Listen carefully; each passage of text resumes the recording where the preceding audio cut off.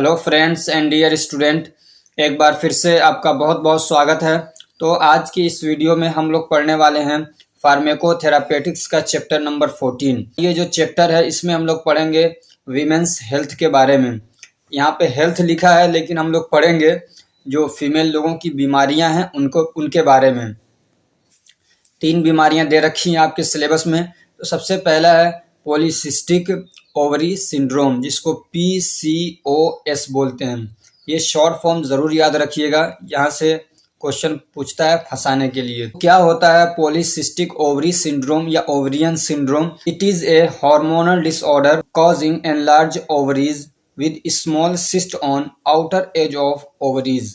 तो पहले आप इसको समझिए ना, ये जो वर्ड्स हैं इसको समझेंगे तो आप आसानी से समझ पाएंगे और याद कर पाएंगे, ठीक है ना। तो ये पोली तो आप जानते ही हैं। सिस्ट का मतलब होता है छोटे छोटे से दाने, ठीक है ना, छोटे छोटे से दाने जिसके अंदर फ्लूइड भरा हुआ हो। कि ओवरी है उसके ऊपर ये सिस्ट हो जाते हैं और फिर उसके साथ में फिर कई सारी बीमारियां और जुड़ जाती हैं, तो उसको हम लोग बोलते हैं पॉलीसिस्टिक ओवरी सिंड्रोम, PCOS।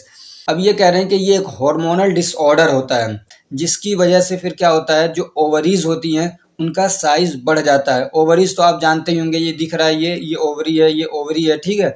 तो जो ओवरीज होती हैं उनका साइज क्या होता है, बढ़ जाता है, वो एनलार्ज हो जाते हैं with small cyst on outer edges of the ovaries. और ये कह रहा है कि उसमें छोटे छोटे सिस्ट हो जाते हैं। ये आपको गोल गोल से दिख रहे हैं, ये दाने टाइप के यही हैं। ये आउटर में यानी जो बाहर वाला एरिया है उस पे ये दिखने लग जाते हैं। एज का मतलब होता है किनारा, ठीक है ना। तो ये छोटे छोटे से सिस्ट क्या होते हैं, ओवरीज के ऊपर अपीयर होने लगते हैं, दिखने लगते हैं।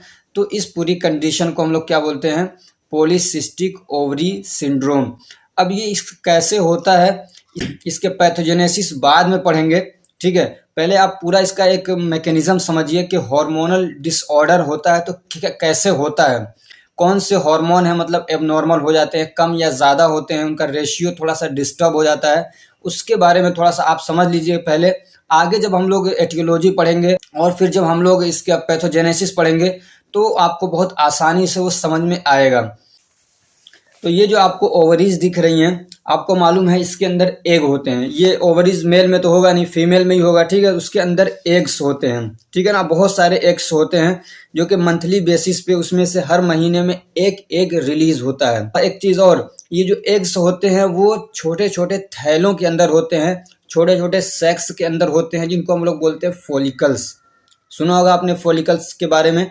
तो ये जो एग्स होते हैं इनके अंदर, ओवरीज के अंदर, वो होते हैं किसके अंदर, फॉलिकल्स के अंदर होते हैं, ठीक। और हर महीने एक मैच्योर एग रिलीज होता है, यहाँ से फेलोपियन ट्यूब में आता है। और अगर क्या कहते हैं फर्टिलाइजेशन हो जाता है, समझ में आ रही बात। अब फर्टिलाइजेशन का पूरा प्रोसेस होता है, ठीक है, कि जो क्या कहते हैं जो वाइफ और हस्बैंड है जो भी आपस में अगर मिलते हैं और स्पर्म वहाँ जाता है, उससे मिलता है तो फर्टिलाइज हो जाता है। और अगर नहीं होता है तो फिर यहाँ पे जो इंडोमेट्रियम की एक लाइनिंग होती है, जो एक लेयर बनती है, वो टूटती है, उसकी शेडिंग होती है और फिर क्या है, ब्लीडिंग के साथ में वो सब कुछ बाहर निकल जाता है। ये पूरा MC होता है। अब हम लोग यहाँ पे जो क्या कहते हैं जो एग्स होते हैं उसके बारे में थोड़ा सा समझते हैं कि वो कैसे मेच्योर होते हैं और कैसे वो रिलीज होते हैं, क्योंकि ये बीमारी वहीं से मतलब जन्म ले रही है। तो हर महीने क्या करता है, जो हमारा पिट्यूटरी है, पिट्यूटरी को अच्छे से जानते हैं आप, वो हर महीने 2 मतलब हार्मोन रिलीज करता है। एक होता है FSH जिसको हम लोग बोलते हैं फॉलिकल स्टिमुलेटिंग हार्मोन। दूसरा एक हार्मोन और रिलीज होता है उसके साथ में, उसको बोलते हैं LH ल्यूटिनाइजिंग हार्मोन, ठीक है। ये 2 हार्मोन रिलीज होते हैं और जब ये हार्मोन रिलीज होते हैं यानी ब्लड में आते हैं और ब्लड के जरिए से फिर वो हमारे ओवरीज में पहुंचते हैं, ठीक है। जब ओवरीज में वो पहुंचते हैं तो जो वहाँ पे एग होता है वो मैच्योर होते हैं, ठीक है ना। जो एग होते हैं वो मैच्योर होते हैं और जब वो मैच्योर होते हैं तो जिन फॉलिकल्स के अंदर वो होते हैं उन फॉलिकल्स का साइज क्या होता है, बढ़ जाता है, एनलार्ज होता है। अब ये जो हार्मोन्स हैं ये आए और फिर जो क्या कहते हैं और जो एग्स हैं वो मैच्योर हुए और फॉलिकल्स का साइज भी बढ़ गया, फॉलिकल स्टिमुलेट भी हो गए। तो अब जो फॉलिकल्स होते हैं वो रिलीज करते हैं एस्ट्रोजन, ठीक है ना। वो क्या करते हैं, एस्ट्रोजन के बारे में आपने पढ़ा है, तो वो एस्ट्रोजन का सिक्रेशन शुरू कर देते हैं। और जब एस्ट्रोजन का सिक्रेशन शुरू होता है और उसका जो लेवल है वो क्या कहते हैं हमारे ब्लड के अंदर बढ़ता है, तो फिर जो पिट्यूटरी ग्लैंड है हमारा वो LH को फिर से रिलीज करता है। LH यानी ल्यूटिनाइजिंग हार्मोन। अब जब LH हार्मोन फिर से रिलीज होता है तो वो आता है और जो एग्स जो फॉलिकल्स के अंदर हैं यानी एक थैले के अंदर अभी पैक हैं, तो वो आके उनको ओपन करता है और फिर यहाँ से रिलीज करवाता है और ये फेलोपियन ट्यूब के अंदर जो एग है वो आ जाता है। तो वहां से सिर्फ एक एग क्या होता है, रिलीज होता है और वो वहां से रिलीज होके फेलोपियन ट्यूब के अंदर आ जाता है। अब ये जो पूरा प्रोसेस है ना, इसको हम लोग बोलते हैं ओवुलेशन। क्या बोलते हैं? ओवुलेशन। आपने कई बार सुना होगा ओवुलेशन ओवुलेशन, तो ओवुलेशन बोलते हैं इस पूरे प्रोसेस को। एक बात यहाँ पे ध्यान रखिए कि ये जो फॉलिकल्स और भी थे बहुत सारे, ठीक है ना, यहाँ पे एक एग सिर्फ रिलीज हुआ, बहुत सारे और भी फॉलिकल्स थे, उनका भी साइज बढ़ा हुआ था क्योंकि उनके अंदर जो एग हैं वो भी मैच्योर हुए, लेकिन रिलीज सिर्फ एक हुआ। तो बाकी जो क्या कहते हैं फॉलिकल्स हैं जिनका भी साइज बढ़ा हुआ था वो सब श्रिंक होते हैं यानी सिकुड़ जाते हैं, छोटे होते हैं और फिर वो क्या होते हैं, डिसअपीयर हो जाते हैं यानी फिर से वो गायब हो जाते हैं, जैसे थे वो अपनी फिर से उसी शक्ल में वो पहुंच जाते हैं। अब इसमें एक बात ध्यान रखनी है कि ये जो सिस्ट हो रहे कैसे होते हैं, तो यही जो आपने पढ़ा कि बहुत सारे जो फॉलिकल्स थे उनका साइज बढ़ा होता है, ठीक है, और आपने पढ़ा कि लास्ट में वो क्या है, एक ही एग रिलीज होता है, एक ही मैच्योर एग रिलीज होता है, बाकी जो दूसरे क्या कहते हैं फॉलिकल्स हैं वो श्रिंक हो जाते हैं और डिसअपीयर हो जाते हैं। लेकिन जब ये बीमारी होनी रहती है तो वो जो फॉलिकल्स हैं वो श्रिंक नहीं होते हैं और फिर डिसअपीयर नहीं होते हैं और बाहर आके अपीयर होने लग जाते हैं, दिखने लगते हैं, जाहिर होने लगते हैं, तो वो हो जाता है सिस्ट। ठीक है, अब ये जब सिस्ट होता है तो बहुत सारी दिक्कतें फिर क्रिएट होने लगती हैं। दूसरी बात इसमें यह है कि आपने पढ़ा कि हर महीने पिट्यूटरी ग्लैंड FSH और LH हार्मोन रिलीज करता है, जिसकी वजह से जो एग हैं इसके अंदर वो मैच्योर होते हैं, फॉलिकल्स मैच्योर होते हैं। ठीक है, तो अगर उसमें अब ये जो दोनों हार्मोन हैं ये एक मतलब मुनासिब रेशियो के अंदर होते हैं। अगर इसमें LH बढ़ जाता है, अगर इसके अंदर LH का रेशियो बढ़ जाता है तो वो भी पॉलीसिस्टिक ओवरी सिंड्रोम कॉज करता है। तो जब उसका लेवल बढ़ता है, LH का लेवल बढ़ता है, तो क्या होता है, तो जो फॉलिकल्स होते हैं वो सही से मैच्योर ही नहीं होते हैं। समझ में आ रही बात? सही से जब वो मैच्योर नहीं होते हैं तो फिर वो रिलीज भी नहीं होता है एग यहाँ से। ठीक है, और जब एग रिलीज नहीं होगा तो ओवुलेशन नहीं होगा, और जब ओवुलेशन नहीं होता है तो फिर MC वाला जो पूरा सिस्टम है वो डिस्टर्ब हो जाता है। फिर उसकी वजह से इनफर्टिलिटी आती है, क्योंकि जो एग है वो मैच्योर नहीं हो रहे हैं। जब तक वो मैच्योर नहीं होंगे, फेलोपियन ट्यूब में नहीं आएंगे, फेलोपियन ट्यूब में नहीं आएंगे तो फिर क्या, चाहे इसमें हजारों स्पर्म आते रहें, उनके साथ में उनका फर्टिलाइजेशन होगा ही नहीं। तो यही तो एक कंडीशन होती है इनफर्टिलिटी की। ठीक है, तो इस तरीके से ये क्या करता है, डिस्टर्ब करता है LH। और LH से रिलेटेड एक बात और आप समझ लीजिए कि अगर मान लीजिए LH का लेवल बढ़ा हुआ है और उसी के साथ में अगर आपकी बॉडी के अंदर इंसुलिन का लेवल भी बढ़ जाता है, यानी इंसुलिन रेजिस्टेंस क्रिएट हो गया, यानी इंसुलिन आपकी बॉडी के अंदर यूज नहीं हो पा रहा है किसी भी कारण की वजह से, तो उसका लेवल भी आपके ब्लड के अंदर बढ़ जाएगा। और LH का भी लेवल बढ़ा हुआ है, तो जब ये दोनों आपस में मिलते हैं तो ये क्या करते हैं, मेल हार्मोन का प्रोडक्शन करवाना शुरू कर देते हैं। फीमेल के अंदर मेल हार्मोन होते बहुत थोड़े बहुत होते हैं, लेकिन जब ये दोनों आपस में मिलते हैं, इंसुलिन इसका भी लेवल बढ़ा हुआ है और LH का लेवल भी जब बढ़ा हुआ है, तो जब ये दोनों मिलते हैं तो फिर मेल हार्मोन का सिक्रेशन या प्रोडक्शन करवाना शुरू कर देते हैं, जिसको हम लोग बोलते हैं एंड्रोजन का प्रोडक्शन होने लगता है। और जब ये बढ़ते हैं तो फिर क्या है, उस महिला के अंदर, उस औरत के अंदर कुछ फिजिकल सिम्टम्स भी आने लगते हैं पॉलीसिस्टिक ओवरी सिंड्रोम के, जैसे कि चेहरे पे क्या होता है, पूरा मुहासे हो जाते हैं, छोटे दाने पड़ जाते हैं, ठीक है ना, जिसको एक्ने बोलते हैं, तो एक्ने हो जाएंगे। उसके अलावा जो उनके हेयर का ग्रोथ है वो एबनॉर्मल हो जाएगा, बड़ी तेजी से बढ़ेंगे और बहुत पतले होंगे, झड़ने लग जाते हैं।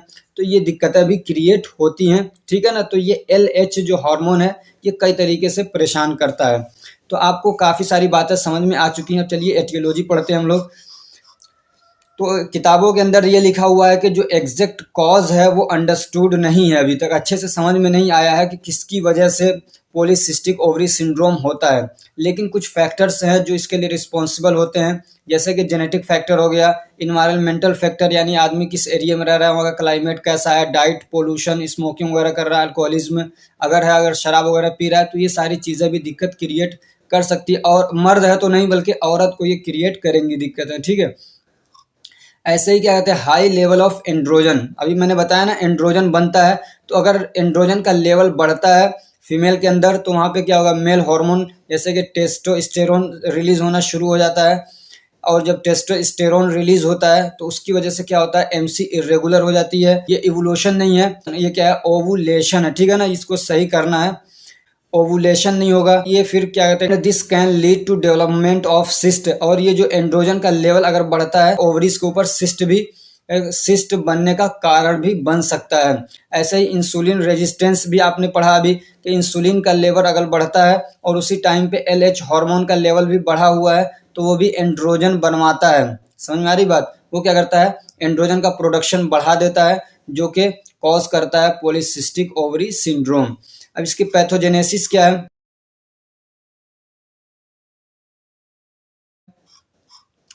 तो इन्वायरमेंटल फैक्टर भी हो सकते हैं, जेनेटिक फैक्टर भी हो सकते हैं, और आपके जो जीआईटी है, जो गट है, उसमें अगर डिसेबिलिटी है तो भी हो सकता है। ऐसे ही जो आपका लाइफ स्टाइल है और डाइट है, ये सब फैक्टर्स हो सकते हैं, यानी ये समझिए ये एटियोलॉजी हैं, उनकी वजह से फिर क्या होगा, हार्मोनल इम्बैलेंस होगा।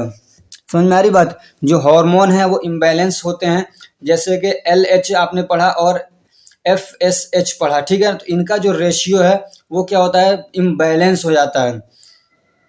होगा क्या कि जो एलएच है वो बढ़ जाता है और जो क्या कहते हैं एफएसएच है, यानी क्या कहते हैं फॉलिकल स्टिमुलेटिंग हार्मोन है, वो कम हो जाता है, और ल्यूटिनाइजिंग हार्मोन जब ये बढ़ जाता है, तो जब ये बढ़ेंगे तो आपने पूरा सिस्टम पढ़ लिया कि क्या क्या होता है, कैसे होता है, तो फिर क्या होता है, पीसीओएस हो जाता है। ऐसे ही क्या कहते हैं, और इन्हीं में से किसी फैक्टर की वजह से एक दिक्कत ये भी क्रिएट होती है, जिसको हम लोग बोलते हैं हाइपर एंड्रोजेनिज्म, यानी एंड्रोजन का लेवल बढ़ जाता है, ठीक है। तो उसमें क्या होगा, जो टेस्टोस्टेरोन है उसका लेवल बढ़ जाएगा, और एक प्रोटीन होता है SHBG, उसका लेवल क्या होता है, घट जाता है, तो ये दिक्कत क्रिएट होती है पॉलीसिस्टिक ओवरी सिंड्रोम का। अब टेस्टोस्टेरोन तो आप जानते ही हैं मेल हार्मोन है, SHBG क्या होता है, ये एक तरीके का प्रोटीन होता है जिसका फुल फॉर्म है सेक्स हार्मोन बाइंडिंग ग्लोब्यूलिन, एक तरीके का प्रोटीन होता है। तो ये जो सेक्स हार्मोन है जैसे कि टेस्टोस्टेरोन है, इसके साथ ये बाइंड कर लेता है। अगर इसके साथ ये बाइंड कर लेगा तो अब जो हमारे बॉडी के दूसरे टिश्यूज हैं उसको यूज नहीं कर पाते हैं, तो इस तरीके, और ये ब्लड के अंदर होता है, तो इस तरीके से यह जो हार्मोन है इनके लेवल को ये कम करता है। लेकिन अगर इस प्रोटीन की मात्रा कम हो जाएगी तो फिर ये जो हार्मोन है वो क्या हो जाएंगे, बढ़ जाएंगे, तो उसकी वजह से एंड्रोजन का लेवल बढ़ जाएगा। और आपने पढ़ा जब एंड्रोजन का लेवल बढ़ता है तो किस तरीके से वो फिर पॉलीसिस्टिक ओवरी सिंड्रोम कॉज करता है। ऐसे ही क्या है, इन्हीं फैक्टर की वजह से इंसुलिन रेजिस्टेंस भी क्रिएट हो सकता है, ठीक है। इंसुलिन रेजिस्टेंस क्रिएट होगा, यानी इंसुलिन यूज नहीं हो पा रहा है, तो फिर क्या होगा, ब्लड के अंदर इंसुलिन का लेवल बढ़ जाएगा, ठीक है। इंसुलिन का लेवल जब बढ़ता है और उसी टाइम पे अगर एलएच भी बढ़ता है, तो जब ये दोनों आपस में मिलते हैं तो फिर वहाँ पे क्या बनाते हैं, ये एंड्रोजन बनाते हैं, और फिर जब एंड्रोजन बनता है तो फिर वो दिक्कत क्रिएट करेगा और पॉलीसिस्टिक ओवरी सिंड्रोम हो जाएगा। SHBG क्या यहाँ पे लिखा भी हुआ, पढ़ लीजिएगा आप इसको, ठीक है। अब क्लिनिकल मैनिफेस्टेशन क्या आएंगे, तो जो क्या कहते हैं इरेगुलर पीरियड्स हो जाएगा, MC टाइम से नहीं आएगा, वो इरेगुलर हो जाएगा। एबनॉर्मल हेयर ग्रोथ होगा, क्या कहते हैं जो हेयर है उनका साइज हो सकता है बड़ी तेजी से वो बढ़ने लगे, या हो सकता है कि उनमें ग्रोथ ही ना हो और वो थिन भी हो जाते हैं, पतले हो जाते हैं, फिर उसकी जब पतले होंगे तो झड़ने भी लगते हैं, ठीक है। और एक्ने हो जाएगा, चेहरे पे मुहासे वगैरह हो जाएंगे, दाने टाइप के हो जाएंगे, मोटापा भी क्रिएट हो सकता है, सिस्ट हो जाता है, ठीक है। बाल जो पतले हो जाते हैं, इनफर्टिलिटी भी आ जाती है ऐसी औरतों के अंदर जिनको पॉलीसिस्टिक ओवरी सिंड्रोम है। नॉन फार्माकोलॉजिकल मैनेजमेंट क्या है, तो उनको अपना वेट लॉस करना चाहिए अगर वेट उनका ज़्यादा है। ऐसे ही जो कैलोरी डाइट है उसको कम करना चाहिए, जैसे कि ये बहुत सारी जो पीने वाली कोल्ड ड्रिंक्स आती हैं इसके अंदर बहुत ज़्यादा कैलोरी होता है, चावल वगैरह में कैलोरी काफ़ी ज़्यादा मात्रा में मिल जाती है, तो ऐसी चीज़ों को उनको क्या है उससे बचना चाहिए। और क्या है, उनको एक्सरसाइज भी करना चाहिए और भरपूर सोना चाहिए, समझ में आ रही बात, पूरी नींद लेना चाहिए, साउंड स्लीप। और क्या है, स्ट्रेस से बचना चाहिए, स्ट्रेस अगर है तो उसको कम करना है। तो ये सारी नॉन फार्माकोलॉजिकल मैनेजमेंट में आ जाएंगी चीज़ें। तो इसके फार्माकोलॉजिकल मैनेजमेंट में क्या आ जाएगा, तो आ जाएगा ओरल कॉन्ट्रासेप्टिव्स। अब ओरल कॉन्ट्रासेप्टिव्स के बारे में आप पढ़ चुके हैं, जो बर्थ कंट्रोल जो दवाएं आती हैं, पिल्स आते हैं, जैसे कि एस्ट्रोजन और प्रोजेस्टेरोन का कॉम्बिनेशन आता है, ठीक है। तो वो देते हैं, तो वो क्या करता है, वो कैन रेगुलेट मेंस्ट्रुअल साइकिल, वो मेंस्ट्रुअल साइकिल को रेगुलेट करता है, और क्या कहते हैं जो एंड्रोजन का लेवल है उसको रिड्यूस करता है। Which can improve symptom of PCOS और पॉलीसिस्टिक ओवरी सिंड्रोम का जो सिम्टम है उसको ये क्या ठीक कर सकता है, यानी उसमें ये दवाएं दी जाती हैं, ठीक है। लेकिन ये बात भी ध्यान रखना चाहिए, अगर ये दवाएं दी जा रही हैं तो इस कंडीशन में अगर वो महिला मतलब क्या कहते हैं प्रेग्नेंट होना चाहती हैं, बच्चे के लिए प्लानिंग कर रही हैं, तो वो नहीं हो पाएगा, ठीक है ना। उसके लिए अलग से दूसरी दवाएं देनी पड़ती हैं। फिर और कौन सी दवा देते हैं हम लोग दूसरी, तो इसमें एंटी एंड्रोजन्स भी देते हैं, क्योंकि आपने पढ़ा कि एंड्रोजन का लेवल अगर बढ़ता है तो वो क्रिएट करता है दिक्कत। तो जो एंड्रोजन है उसके लेवल को कम करने के लिए हम लोग दवाएं देते हैं, जैसे कि स्पाइरोनोलेक्टोन हो गया और फ्लूटामाइड हो गया, तो ये दवाएं देते हैं। तो ये क्या करते हैं, can block the effect of androgen, ये एंड्रोजन के इफेक्ट को रोकते हैं, ठीक है ना, बॉडी के अंदर इनका इफेक्ट नहीं होने देते हैं। ये दवाएं क्या करेंगी, जो एंटी एंड्रोजन है, चूंकि आपने पढ़ा कि इनकी वजह से जब एंड्रोजन का लेवल बढ़ता है तो एक्ने वगैरह हो जाते हैं, हेयर ग्रोथ बढ़ जाता है, तो इन सब चीज़ों को ये क्या करेंगे, रोकेंगे, इस टाइप के जो सिम्टम्स आते हैं। ऐसे इसमें मेटफॉर्मिन भी देते हैं, क्योंकि आपको मालूम है कि ये क्या कहते हैं, एक तरीके से हम लोग डायबिटीज़ में देते हैं इस दवा को, मेटफॉर्मिन को, हाइपोग्लाइसेमिक एजेंट है ये, ठीक है। तो this medication is typically use to treat type 2 diabetes, ये टाइप 2 जो डायबिटीज़ होता है उसको ठीक करने के लिए ये दवा हम लोग देते हैं। But it can also be helpful for women with PCOS, लेकिन जिन औरतों को पॉलीसिस्टिक ओवरी सिंड्रोम है तो उनके लिए भी ये दवा क्या हेल्पफुल होती है, और हर कंडीशन में नहीं, जब इंसुलिन रेजिस्टेंस हो जाता है तब, यानी इंसुलिन यूज़ नहीं हो पा रहा है, उसमें कोई रुकावट आ जा रही है, तो उस कंडीशन में हम लोग मेटफॉर्मिन देते हैं। क्या करता है, help regulate the menstrual cycle, menstrual cycle को ये क्या कहते हैं रेगुलेट करता है, और एंड लोअर एंड्रोजन लेवल, और एंड्रोजन का जो लेवल है उसको कम करता है, ठीक है। ऐसे इसके अंदर हम लोग गोनेडोट्रोपिन देते हैं, ये गोनेडोट्रोपिन एक तरीके का इंजेक्शन होता है। तो ये मतलब हम लोग हर कंडीशन में नहीं देंगे, बल्कि अगर वो महिला ऐसी है जो ये चाह रही है कि उसको पॉलीसिस्टिक ओवरी सिंड्रोम है और उसकी दवा खा रही है और साथ में वो ये भी प्लानिंग कर रही है कि उसको कंसीव हो जाए, कंसीव का मतलब वो प्रेग्नेंट होना चाहती हैं, वो बच्चे के लिए प्लानिंग कर रही हैं, तो उस कंडीशन में फिर हम लोग गोनेडोट्रोपिन का इंजेक्शन देते हैं। तो ये क्या करता है, ओवुलेशन को स्टिमुलेट करता है अगर वो कंसीव करना चाहती हैं। अब ये कंसीव क्या है इसको समझ लीजिए, एक होता है कंसेप्शन, एक होता है कॉन्ट्रासेप्शन। तो अगर बच्चा पैदा नहीं करना है तो उस कंडीशन को हम लोग बोलते हैं कॉन्ट्रासेप्शन, और अगर करना है तो उसको बोलते हैं कंसेप्शन, तो उसी का वर्ब है कंसीव, ठीक। ऐसे ही इसके अंदर हम लोग क्लोमिफेन सिट्रेट भी देते हैं, क्लोमिफेन सिट्रेट, तो इस दवा को बोला था ओरल फर्टिलिटी ड्रग। ये क्या है, इंजेक्शन के फॉर्म में देते हैं, इंट्रावेनस देते हैं, ठीक है। और ये जो है ये क्या है, ओरल है, तो इसको क्या बोलते हैं हम लोग, ओरल फर्टिलिटी ड्रग बोलते हैं। तो ये भी क्या करता है, वो महिला जिनको मतलब पॉलीसिस्टिक ओवरी सिंड्रोम है उनके अंदर ओवुलेशन कराता है और कंसीव कराता है, ठीक है। क्या कहते हैं, लेट्रोजोल भी यूज किया जा सकता है। तो जो लेट्रोजोल है ये भी क्या है, ओवुलेशन को स्टिमुलेट करता है उन औरतों के अंदर जिनको पॉलीसिस्टिक ओवरी सिंड्रोम है, और जो कंसीव भी चाहती हैं, तो उन दवाओं के साथ में, यानी उनको मान लीजिए उनको पॉलीसिस्टिक ओवरी सिंड्रोम है, उसकी दवा वगैरह भी चल रही है या उसका इलाज करवाना चाह रही हैं, तो और साथ में कंसीव भी चाह रही हैं वो, तो उनको फिर ये दवा दी जाती है लेट्रोजोल, ठीक है। तो ये जो टॉपिक था इसमें बहुत सारी चीज़ें हम लोगों ने कवर कर ली हैं। आगे की जो बीमारियां हैं उसको थोड़ा जल्दी जल्दी पढ़ेंगे। अगर ये आपको पूरा कॉन्सेप्ट समझ में आया और हमारा पढ़ाना आपको अच्छा लगा, वीडियो अच्छी लगी, तो वीडियो को ज़रूर लाइक करिए, चैनल को सब्सक्राइब करिए और अपने फ्रेंड्स को भी शेयर करिए ताकि वो भी इससे फ़ायदा उठा सकें। हाँ, एक चीज़ तो कहना भूल ही गया, अगर आपको PDF चाहिए, चूँकि ये लास्ट चैप्टर है और आपको पूरे इस सब्जेक्ट का PDF चाहिए या तो फिर आपको पूरे सिलेबस का PDF चाहिए डी फार्मा सेकेंड ईयर का, तो आप हमारा व्हाट्सअप नंबर है 9694480523, उस पर 100 रुपीज़ पे करिए और मुझे उसका स्क्रीनशॉट लेके या उसकी हिस्ट्री या क्या कहते हैं आपका जो ट्रांजैक्शन हिस्ट्री है मुझे व्हाट्सअप कर दीजिए। आपको ये सारे PDF अवेलेबल करा दिए जाएंगे। और अगर सिर्फ एक सब्जेक्ट का आपको चाहिए तो 25 रुपीज़ पे करिए, आपको उस सब्जेक्ट का जिसका चाहेंगे आपको PDF A4 साइज़ में प्रोवाइड करने की कोशिश करूँगा। Thank you so much for watching.